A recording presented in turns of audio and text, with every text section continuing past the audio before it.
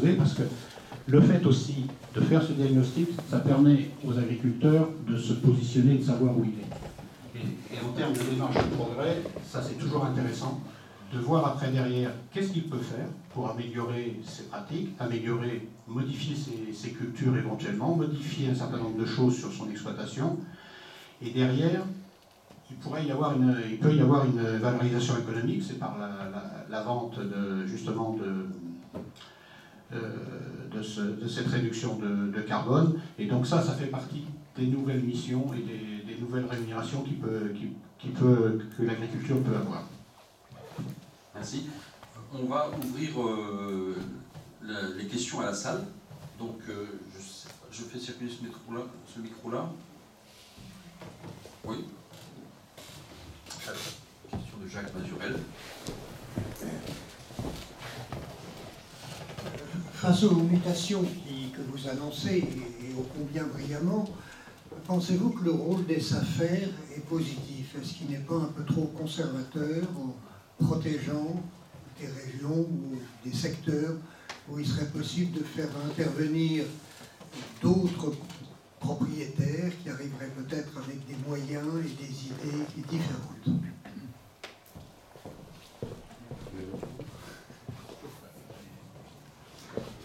Bon, je ne suis pas un expert. Ce qu'il a dit quand même, il faut se rendre compte de l'enjeu, c'est que la moitié des terres françaises vont changer d'exploitant dans les 10 ans qui viennent. Donc la réaffectation des terres, c'est maintenant que ça se passe. Et donc c'est pas du tout indifférent de savoir qui va y aller, avec quel projet, pour quelle agriculture, et quel réchauffement climatique. Je ne suis pas sûr que les SAFER intègrent totalement ces données. Et donc c'est tellement plus simple de dire, eh ben, monsieur Martin est parti, ben, c'est monsieur Durand qui est à côté, qui récupère, qui va s'agrandir, et puis rien ne change. C'est beaucoup plus simple. Et c'est vrai que monsieur Durand, il a l'avantage ou l'inconvénient d'être là, donc il fait pression. Alors que monsieur Tartampion qui est à Paris, il ne fait pas pression sur les SAFER. Mais donc, on a un gigantesque problème, et j'ai pas l'impression que, ça c'est quand même une vision démocratique, les Français aient compris ça. On a quand même le moyen, en choisissant les gens qui vont reprendre les exploitations sur la moitié de la surface agricole française, on a un moyen inouï d'influer sur l'agriculture. Est-ce que majoritairement c'est des gens qui vont faire ce que dit Marc, ou est-ce qu'on va continuer à faire comme avant, les tracteurs, les pesticides, les engrais, etc. Regardez, est-ce qu'on va planter des arbres? Il faut se rendre compte qu'on a subventionné les agriculteurs pendant des dizaines d'années avec la complicité de la SAFER, parce qu'on réorganisait ça, pour faire des grands champs au lieu de petits. On a quand même abattu 1 400 000 km de haies. Je dis bien 1 400 000 km de haies, ce qui représente environ 350 millions d'arbres qui ont été abattus. Bon, faire et défaire, c'est toujours travailler. Alors en ville, on a retiré les tramways parce qu'il fallait que la voiture s'exprime. À la campagne, on a retiré les haies parce qu'il fallait que le tracteur s'exprime. Bon, faire et défaire, c'est toujours travailler. En ville, on se réendette pour mettre des tramways et des vélos. À la campagne, on va remettre des haies. Évidemment qu'il faut mettre l'agroforesterie pour tout ce qu'il dit. Et il faut savoir que si on veut vraiment atténuer le réchauffement climatique, il faut planter 1000 milliards d'arbres sur Terre. C'est vrai que la première fois que j'ai su 1000 milliards d'arbres, oui, c'est pas évident. Bon, mais là, l'autre question c'est, tiens, il y a combien d'arbres sur Terre actuellement? Je suis sûr que peu d'entre vous savent ça. Il y a 3000 milliards d'arbres sur Terre. Quand on sait qu'il reste 3000 milliards d'arbres sur Terre, on peut regarder ce chiffre de 1000 milliards d'arbres pour essayer de refroidir la planète avec un œil tranquille. Quand on sait qu'on a abattu 350 millions d'arbres rien qu'en France, rien qu'en tirant les haies, on peut se dire, ben, nous, notre quota sur les 1000 milliards, ça doit être 4 à 5 milliards d'arbres. Mais c'est possible de remettre 4 à 5 milliards d'arbres en France. Et un chiffre comme ça, puisque pour en rajouter une date sur ce matin, si on veut complètement reprendre le carbone émis par les Français avec des arbres, il faut que chaque Français plante un arbre par jour. Voilà. Un arbre, en gros, ça fixe 43 kg de CO2. Donc, chaque Français plante 300 arbres par an. Évidemment, on n'y arrivera pas. Mais ce n'est pas une raison pour ne pas essayer. Il faut remettre des dizaines, voire des centaines de millions d'arbres dans nos champs. Il faut remettre des arbres partout, partout, partout. C'est quand même inouï de penser qu'il n'y a plus un seul arbre entre Paris et Reims. Mais à quoi on pense? Il n'y a plus un seul arbre entre Paris et Reims. Mais cette idée de dire l'arbre est l'ennemi de l'agriculteur, c'est de la folie pure. Alors, je suis moins spécialiste, mais évidemment que l'arbre c'est l'allié de l'agriculteur. C'est fou ça. Donc il y a quand même plein de choses qu'on peut faire pour essayer d'améliorer. Mais le problème en France, c'est où on habite. La France est coupée en deux avec le réchauffement climatique par une ligne qui va de Bordeaux à Valence. Soyons clairs, les agriculteurs qui vivent en dessous de cette ligne Bordeaux-Valence produiront moins. Les agriculteurs, un peu moins, ils seront quand même privilégiés par rapport à ceux de l'Espagne, qui seront privilégiés par rapport à ceux du Maroc. Mais bon, quoi qu'il arrive, même si on est très bon, on produira moins au sud d'une ligne Bordeaux-Valence à cause du réchauffement climatique. En revanche, ici, on est au-dessus de cette ligne, il faut se décarcasser un maximum, ça va être hyper compliqué, il faut tout changer, comme le dit Marc, mais c'est possible de produire, puisque comme il l'a dit, le soleil, il y en aura, du carbone, il y en aura, de l'eau, il y en aura. Alors que demande le peuple? Je veux dire, il faut mettre en œuvre les deux seuls gisements, là c'est l'ingénieur des mines qui parle, les deux seuls gisements qui ne sont pas épuisés, le génie de l'homme et le génie de la femme.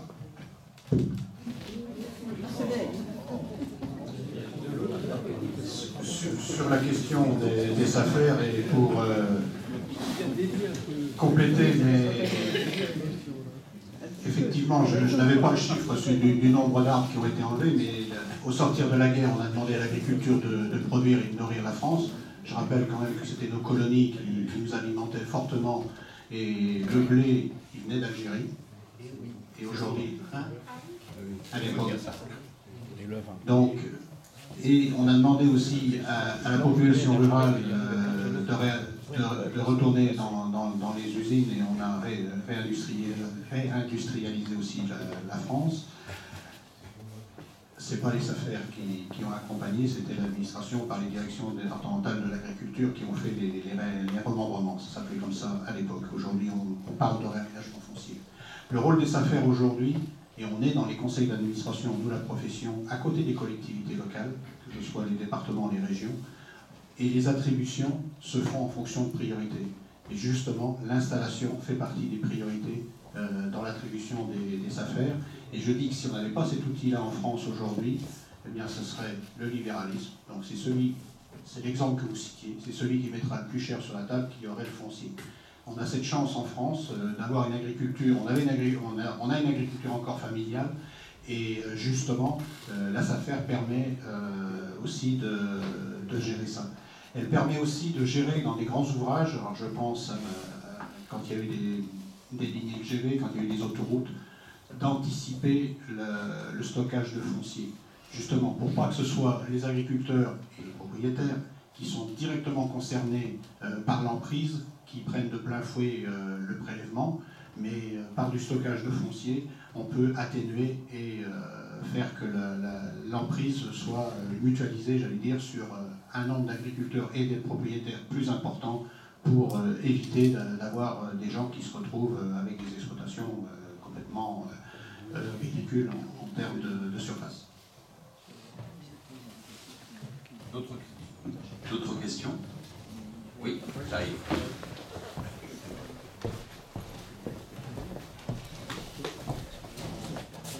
Les modifications que vous envisagez, que vous recommandez, sont absolument colossales. On peut être un peu impressionné. J'en prendrai une très, très concrète. Il faudrait donc importer moins de soja et puis limiter les exportations de poulet en Afrique. Voilà, donc, qui ont été dites. Je trouve que c'est tout à fait pertinent. Mais il n'y a pas comment on va faire. On va mettre des droits de douane, peut-être sur les soja, ou bien on va mettre des contingents douaniers ou tarifaires. Comment on va faire? On va interdire l'exportation de porc et de trucs. Je crois effectivement que les règles du commerce, enfin de l'OMC, etc., sont tout à fait incompatibles avec la prise en compte de sérieux problèmes d'intérêt général. Bon, il peut faire des exceptions pour la santé, ça c'est assez clair. Pour le CO2, on va y arriver, on est en train d'arriver. Ça fait combien de temps qu'on a dit qu'il fallait une taxe sur le CO2? Ça fait 15 ans qu'on en parle. Et on s'aperçoit là, on va pinailler sur les quantités de CO2 sur la scie ou sur la voiture, de 36, et puis les panneaux photovoltaïques, etc. Ça va être extrêmement compliqué. Et on a encore pour 10 ans, enfin longtemps, avant qu'on ait une taxe CO2, je crois. Et donc, on nous a parlé des effets sur l'azote, on nous a parlé, etc., du soja ou d'autres. Il faudrait, effectivement, est-ce qu'on peut imaginer des taxes au nom de l'azote, des taxes au nom de ceci ou de cela? Je crois qu'il faudra des règles quantitatives. On dit, voilà, on bloque les importations ou les exportations. Mais dites donc, pour y arriver, comment on va faire? Parce que on en est très loin. C'est pas... Comment on va faire? C'est facile de causer, enfin de parler, de mettre des chiffres, mais je crois que le problème est essentiel. Je crois qu'il faut revenir au rôle de chaque État. Quelquefois, je suis tenté de dire même contre l'Union européenne, si c'est trop long au niveau européen, il faut retrouver le rôle des États pour ça, au nom de ces objectifs de portée générale. Alors, vous avez raison sur le commerce mondial, il y a un certain nombre de règles et on ne peut pas taxer comme on le veut tel ou tel produit.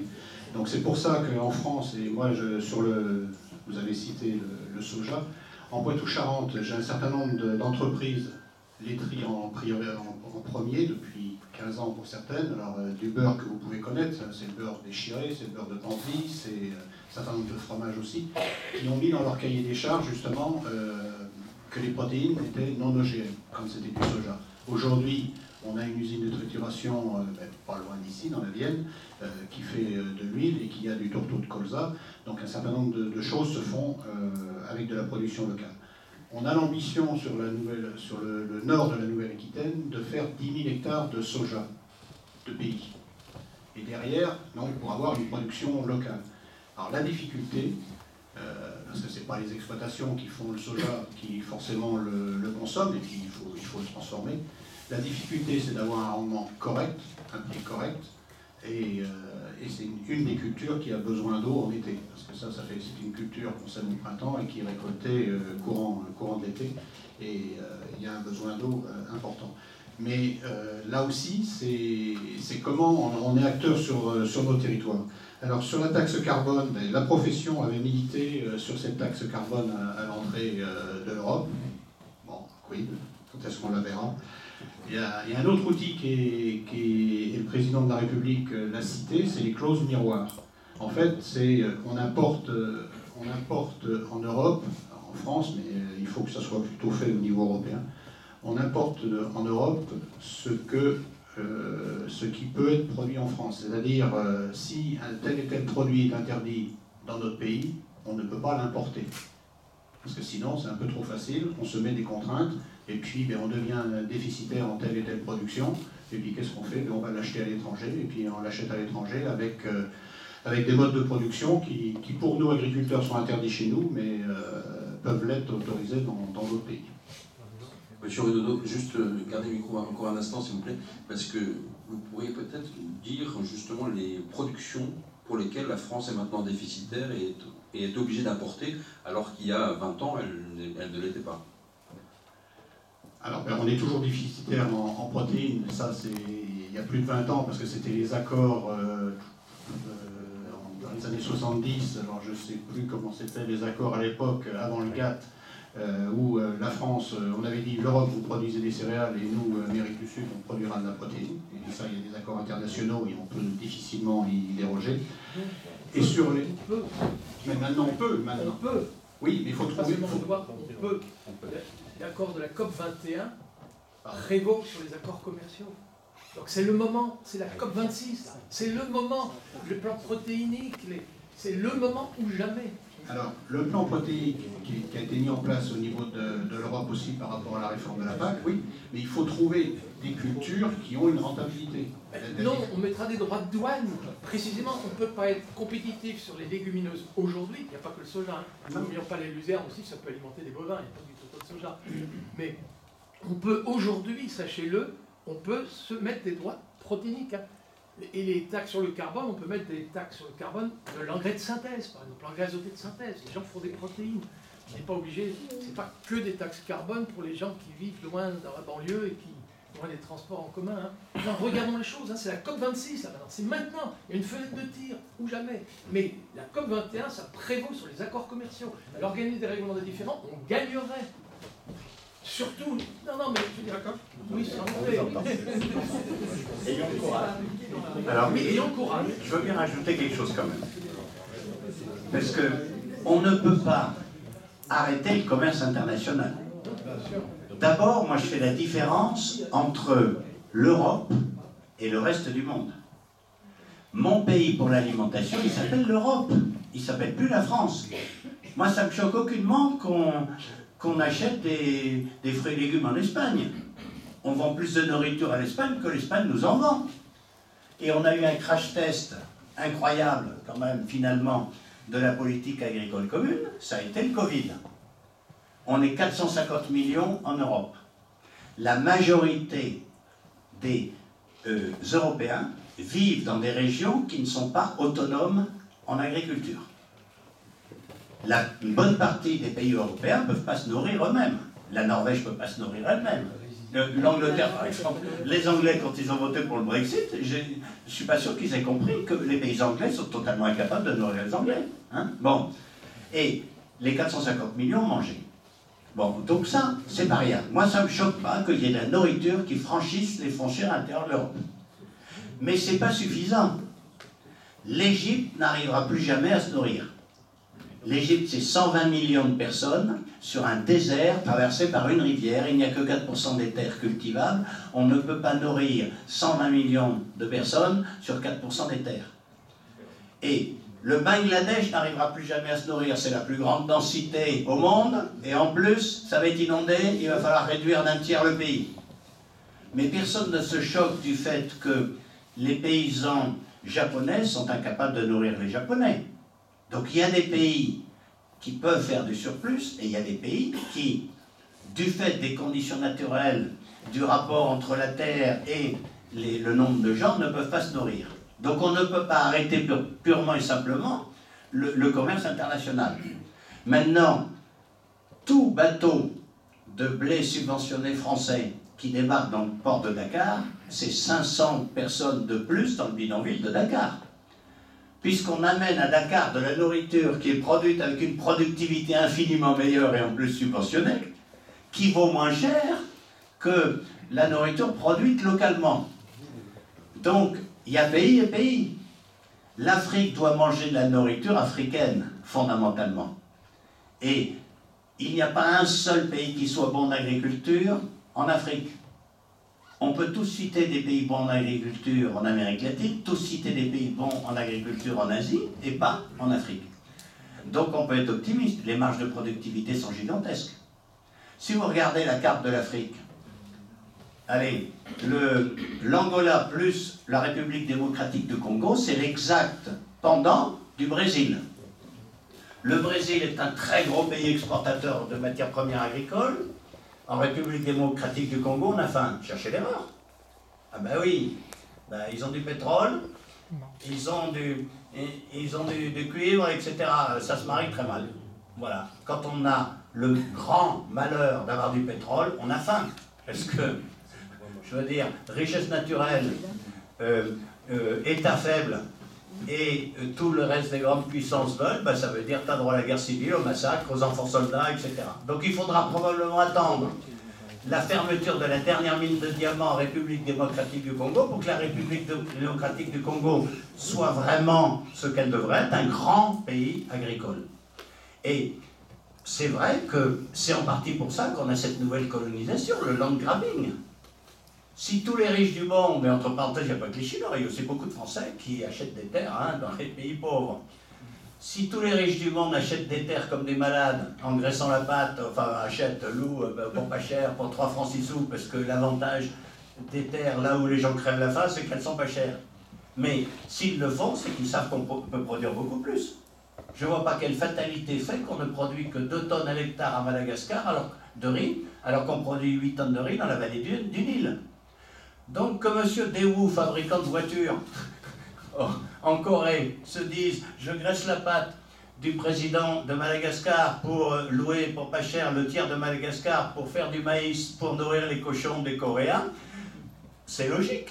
Évidemment qu'on peut faire bien plus de production à Madagascar, mais enfin c'est très choquant, et donc du coup, comme vous savez, il y a eu un coup d'État, le maire de Madagascar a pris le pouvoir et Daewoo n'a pas eu Madagascar. Mais sur le fond, s'il existe ce land grabbing, c'est qu'il y a encore énormément de terres dans le monde qui peuvent produire beaucoup plus. Et avec le système de marque, ils peuvent produire plus sans passer par la case tracteurs, pesticides, engrais. Ils sont passés directement du tam-tam au téléphone portable sans passer par le téléphone à fil. Ils peuvent passer directement de cette agriculture traditionnelle peu productive à une agroécologie intensive parce que c'est des régions où les forces de la nature sont très fortes et où on peut probablement espérer avoir beaucoup de productivité, avec beaucoup d'intelligence, beaucoup de productivité dans ces pays-là. Donc ça n'est pas perdu du tout. On peut évidemment se nourrir dans ces pays-là, mais est-ce qu'on le veut? Évidemment qu'on ne le veut pas. Personne ne s'intéresse au nombre de gens qui ont faim en Afrique. Personne.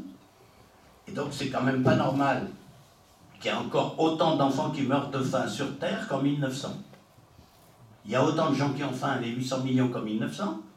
On a toujours un enfant qui meurt de faim toutes les 10 secondes, alors qu'on a résolu bien d'autres problèmes, et qu'en 1900 on était 1,8 milliard, maintenant on est 7,6 milliards.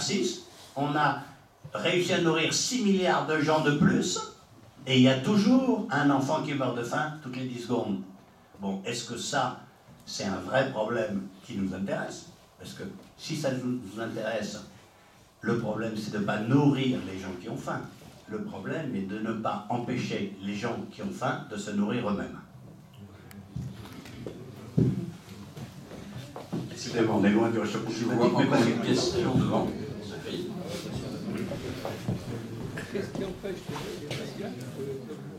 Oui, moi je voudrais poser une question sur un terme que je n'ai pas beaucoup entendu, c'est la compétence humaine. Alors la compétence humaine, c'est valable pour le monde entier, c'est valable pour la France. Vous nous avez dit à l'instant que la moitié des exploitations vont changer de main dans les 10 ans. Ça ne peut marcher que s'il y a en face, parmi les repreneurs, des compétences humaines au bon niveau. Alors, c'est un risque et c'est peut-être une opportunité parce que, effectivement, ces nouvelles compétences seront peut-être un peu plus ouvertes à de nouvelles méthodes, mais il n'empêche que la vraie question, c'est quand même d'avoir le minimum de compétences parce que on a tendance à oublier que le métier d'agriculteur, il est complexe et il nécessite des vraies compétences, sinon ça ne marche pas. Alors, je passe à l'Afrique avec votre discours. Le vrai problème, c'est le manque de compétences. C'est pas tellement qu'on les empêche, c'est s'il y avait les compétences, ça se développerait. Et ce manque de compétences, il commence au niveau des gouvernements. Il y a une incompétence au niveau de la direction des pays, déjà. Et il y a une incompétence qui me semble assez évidente au niveau des agriculteurs locaux. Donc, comment on fait pour résoudre ces problèmes de compétences? Je peux? Bon. Il ne faut pas croire que les agriculteurs africains sont aussi ignares. Voilà des gens qui ont d'accord une tradition orale et pas une tradition écrite, mais leur grand-père leur a raconté ce que son arrière-grand-père avait dit de ce champ. Et nous, quand on a colonisé, les agronomes, quelque part, on a méprisé ça, en disant « mais qu'est-ce que c'est que ce mec, c'est des superstitions pas possibles, etc. » Mais c'est pas vrai pour tout. Bien sûr qu'il y a des superstitions. mais il y a aussi une observation extrêmement fine, depuis des générations, qu'est-ce qui marche dans ce champ-là. Ce champ-là, c'est pas pareil que l'autre. Et c'est seulement maintenant que les connaissances augmentent, qu'on va pouvoir faire le tri, au lieu de tout rejeter en bloc, en disant qu'est-ce que c'est que ces méquignards, et qu'on va dire, non, ça, c'est pas vrai. Mais là, tu as raison. Il ne faut pas semer ce champ-là avant le mois d'avril, parce que les conditions pédoclimatiques, etc., et trucs et machins, font que on sait pourquoi ton arrière-grand-père avait raison. Et donc, on peut peut-être, autour de ce développement de l'agroécologie, avoir une nouvelle alliance entre guillemets, les intellectuels et la tradition populaire. Et alors, j'en profite pour faire le couplet optimiste. Jusqu'à aujourd'hui, ne vous vexez pas les agronomes, mais on est dans une agriculture d'ignare. En fait, notre agriculture moderne, c'est une agriculture d'ignare, on connaît que dalle. On connaît... Tiens, par exemple, il y a une phrase qui m'a frappé, il y a des gens qui disent « on ne connaît que 10% des êtres vivants ». C'est vrai que ça m'a frappé, je me suis demandé comment ils comptaient les 90% qu'on ne connaissait pas. Bon. Alors, j'ai vu comment ils décomptaient. On connaît toutes les grosses bêtes. On connaît tous les éléphants, tous les ours, ils ont même un petit nom, les ours chez nous, etc. Contrairement... Bon. Mais alors, les petites souris, on en connaît très peu. Et alors, dès qu'on arrive aux bactéries, on ne connaît rien. Rien. Alors maintenant, on sait que quand on prend une cuillère, petite cuillère de terre, il y a 4000 espèces de bactéries, 2000 espèces de champignons. T'en connais combien? Ce sont les espèces, hein, pas 4000 bactéries, bien sûr. Bon. Et c'est seulement aujourd'hui qu'on va faire connaissance. C'est grâce au gigantesque progrès du monde du silicium, hein, de l'informatique, etc., qu'on va déchiffrer le génome, qu'on va réaliser qu'il y a 230 millions d'êtres vivants sous chaque mètre carré de terre, qu'on va réaliser que je suis un peu raplapla, mais que j'ai encore 100 millions de neurones et qu'on va faire connaissance un par un avec les 100 millions de neurones, et que le progrès d'aujourd'hui, c'est plus l'informatique, c'est la conjonction du mode du silicium, la capacité de calcul très rapide, d'analyse fine, etc., et du monde du carbone qui est le vrai progrès. Alors, exemple typique, on en parlait, le vaccin contre le Covid. Mais c'est génial. C'est vraiment l'exemple type de quand on imagine, il y a 15 ans, on m'aurait dit, non seulement on connaît l'ADN, mais on va imaginer un ARN messager qui va donner des messages à l'ADN et qui va te résoudre le coup. Mais c'est incroyable. C'est là qu'on voit qu'on est au début du commencement des prolegomènes de l'intelligence. Jusque-là, on connaissait que dalle. Alors, pas que dalle. Hein, Marc est un puits de science devant lequel je m'incline. Mais ceci dit, Marc ne connaît pas un par un les 150 000 bactéries qui sont dans nos champs. Les bactéries, c'est tout petit. Mais les bactéries qui sont dans les champs, elles pèsent 1200 fois le poids de l'humanité. Alors, elles sont tout petites, mais il y a quand même pas mal. On ne va pas me faire croire qu'elles ne servent à rien. Et donc, on est dans une agriculture de la méfiance. On ne connaissait pas grand-chose, donc on a dit tout ça, ça m'embête, allez, je retourne le sol, comme ça ils vont arrêter de m'embêter, je mets des poudres blanches, violettes, jaune à pois bleu, et puis c'est pas grave s'il y a des dégâts collatéraux. Hein. Bon, ben, c'est seulement maintenant qu'on va faire sérieusement de l'agriculture, qu'on va aller voir chaque bactérie en disant alors bonjour petite bactérie, moi c'est Bruno Parmentier, ça je t'en demande, qu'est-ce que tu fais dans la vie, est-ce que je peux t'aider à faire ce que tu fais? Et donc on va passer d'une espèce de méfiance de la nature à une possibilité d'alliance pour aider la nature à faire son boulot. Et il ne faut jamais sous-estimer la nature. Les deux systèmes de production de matière végétale, je pense au contrôle, qui sont les plus efficaces, ils n'ont jamais vu une charrue, ils n'ont jamais vu l'engrais. Hein. C'est la forêt primitive et la prairie naturelle. Ben, c'est tout ça. Ils s'arrangent entre eux pour produire. Et donc nous maintenant, ça y est, on va enfin pouvoir passer des alliances raisonnées. Donc ça va très loin de la polémique sur les OGM, etc. On ne connaissait pas grand-chose, donc on tâtonnait. Bon, ceux qui ont visité hier le robot de traite, ça les a bluffés. Bon, mais le robot de traite, c'est le début du commencement des prolégomènes. Enfin, c'est juste un collier pour reconnaître la vache. Mais derrière, pour de vrai, ben, on va faire avaler un petit émetteur dans la vache qui va en permanence dire sur le téléphone portable, ah, Rosette s'est levée